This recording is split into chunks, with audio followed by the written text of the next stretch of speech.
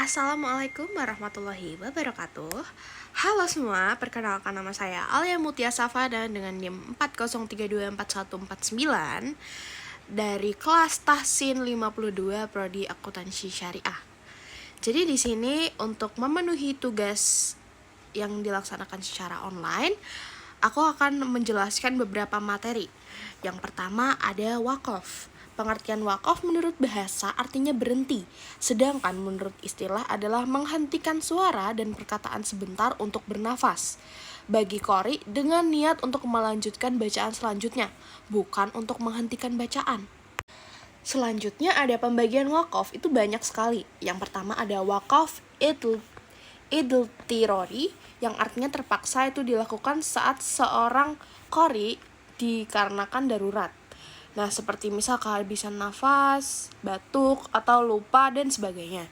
Kemudian ada wakaf intidori, yaitu artinya berhenti untuk menunggu, yaitu qori itu berhenti pada sebuah ayat yang perlu untuk menghubungkan kalimat dengan wajah-wajah yang lain, kayak misal karena adanya perbedaan riwayat. Nah, wakaf itu tuh berlakukan bagi seorang yang mendalami atau mempelajari qiraah sab'ah. Kemudian ada iktibari, yaitu berhenti untuk diuji, yaitu ketika qori diuji untuk menerangkan al-maqtu atau kata terpotong itu ketika ditanya oleh seorang juri. Nah, atau boleh bisa jadi bagi pengajar Al-Quran itu memutuskan ayat itu pada anak didiknya untuk memudahkan dalam pengajaran. Nah, kemudian yang keempat ada ikhtiari, yaitu berhenti pada kalimat yang pilihan. Kayak ada wakaf tapi dengan unsur kesengajaan, bukan karena sebab-sebab yang tadi sudah disebutkan gitu. Jadi dan wakaf ikhtiari itu dibagi menjadi 4. Yang pertama ada wakaf tam, itu berhenti pada perkataan yang menunjukkan makna yang sempurna dalam susunan kalimatnya, tidak ada kaitan dengan kayak ayat dengan atau kalimat yang sesudahnya. Dan dari segi lafaz pun wakafnya itu ada macam-macam, yaitu ada di akhir semua surat, atau akhir ayat qasas, atau akhir ayat cerita, kayak misal di surat Al-Baqarah ayat 5, kemudian di tengah-tengah ayat, atau mungkin bisa jadi di akhir ayat terus ditambah dengan sedikit awal ayat gitu. Kemudian ada juga yang pada arti ayat yang artinya tuh udah sempurna banget. Kemudian yang selanjutnya ada wakaf kafi, yaitu berhenti pada perkataan yang sempurna, susunan lafaz atau kalimatnya. Nah, tetapi masih ada kaitan atau kaitan arti atau makna dengan kalimat sesudahnya. Nah, kalau berhenti di sini, seorang qori itu tidak perlu lagi mengulang dengan kalimat sesudahnya, begitu. Kemudian yang selanjutnya ada wakaf hasan, yaitu berhenti pada akhir kalimat yang telah sempurna susunan kalimatnya. Akan tetapi masih ada hubungan baik dari segi lafaz maupun makna dengan kalimat sesudahnya. Nah, hukum berhenti pada wakaf hasan itu boleh dan baik tanpa mengulangi dengan kalimat sesudahnya. Kemudian yang terakhir ada wakaf qabih, yaitu berhenti sebelum sempurna susunan kalimatnya, baik lafaz atau bahkan maknanya.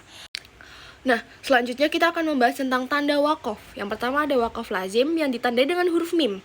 Jadi di tanda wakaf lazim itu tuh diharuskan untuk berhenti, karena wakaf lazim ini tuh kan artinya kan kayak sempurna kan.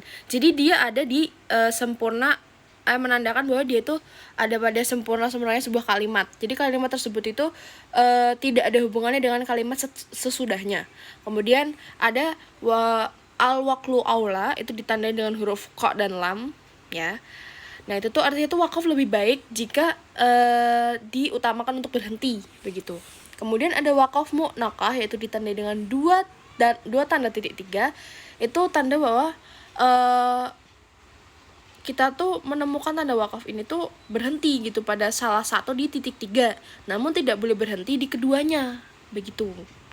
Dan yang berikutnya ada wakaf jaiz, yaitu ditandai dengan huruf jim, itu tanda yang salah satu itu boleh berhenti, boleh juga disambung.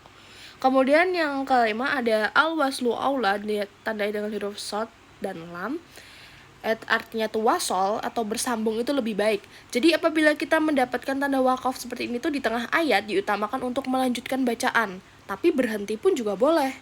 Kemudian ada al-wasol ditandai dengan huruf lam, itu artinya tidak ada wakaf. Ini berarti tidak boleh berhenti apabila kamu menemukan tanda wakaf di tengah-tengah ayat, tapi kalau ditemukan di akhir ayat maka boleh berhenti. Nah, setelah kita membahas tentang wakaf tadi, kita akan membahas tentang kalimat gharib. Kalimat gharib itu artinya tersembunyi atau samar. Sedangkan menurut istilah ulama qurra, gharib artinya sesuatu yang perlu penjelasan khusus dikarenakan samarnya pembahasan atau karena mungkin peliknya permasalahan dari segi huruf, lafaz, arti, atau mungkin bahkan ke pemahaman terhadap Al-Quran itu sendiri. Nah, itu tuh ada macam-macam ya. Bacaan-bacaan dianggap gharib itu yang pertama ada saktah, yaitu menahan sejenak bacaan dengan tanpa bernapas. Nah, ini tuh disebabkan karena tidak salah dalam pengertiannya, ukuran berhentinya itu sekitar 1 alif. Nah, biasanya tuh hanya ada 4 kalimat saja. Satu contohnya ada di surat Al-Kahfi ayat 1 juz 15, ada juga pada surah Yasin ayat 52 juz 53, ada juga pada surat Al-Mutaffifin ayat 14 juz 30. Kemudian selanjutnya ada ismam, yaitu kemudian ada ismam, yaitu la ta'manu, nun itu dibaca ismam atau mencucu. Dan ismamnya itu setelah idgham atau gunah. Nah, kalimat tersebut tuh kemudian nun yang pertama tuh diidghamkan pada nun yang kedua. Sebagai bukti idgham itu diberikan syiddah pada huruf yang dimasuki, yaitu huruf yang kedua. Biasanya itu terdapat pada surat Yusuf ayat 12.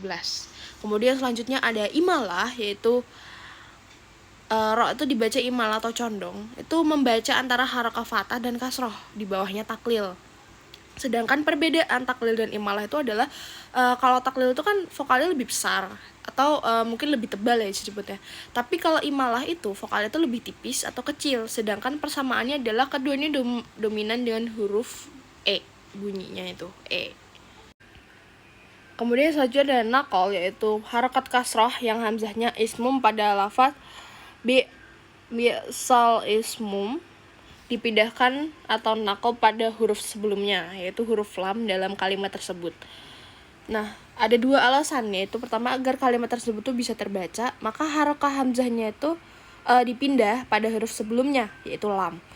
Kemudian yang jadi itu ada karena terdapat beberapa huruf yang sukun, maka agar kalimat tersebut bisa dibaca itu harus diberikan harokat kasroh, gitu. Kemudian yang selanjutnya ada tashil, yaitu hamzah kedua dibaca tashil atau dipermudah membacanya dengan menempati makhraj antara alif dan hamzah. Kemudian yang selanjutnya ada ibdalul huruf, yaitu mengganti huruf atau mengganti hamzah dengan huruf yang munasabah dengan harokat hamzah yang pertama. Hal ini tuh dikarenakan adanya 2 hamzah yang berkumpul dalam satu kalimat. Nah, kalimat-kalimat tersebut itu dijadikan sebagai ibtida atau permulaan, maka harus menggunakan kaidah ibdal. Tapi jika diwasolkan atau disambung dengan kalimat sebelumnya, maka hamzah yang pertama itu dihilangkan atau tidak dibaca. Oke, mungkin segitu saja dari saya. Apabila ada salah, mohon untuk dimaafkan, dikoreksi juga, karena saya juga baru belajar. Terima kasih. Wassalamualaikum warahmatullahi wabarakatuh.